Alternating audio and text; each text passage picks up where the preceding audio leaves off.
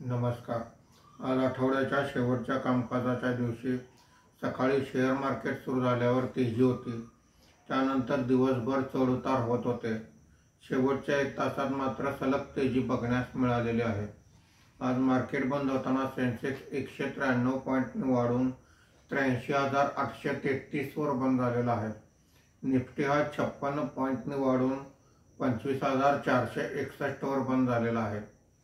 आजच्या कामकाजामध्ये BSE oil and gas index सर्वात जास्त म्हणजे 1.26% वर आहे. BSE energy index 0.90%, BSE reality index 0.87% वर आहेत.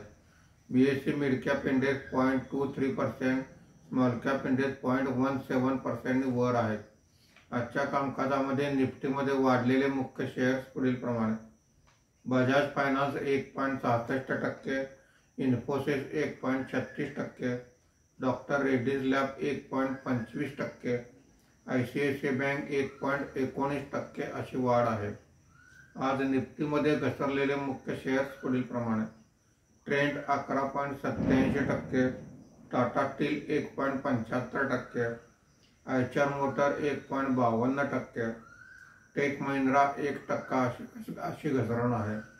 आज FII ने 760 कोटी रुपये आणि DII ने 1029 कोटी रुपयांची विक्री केलेली आहे.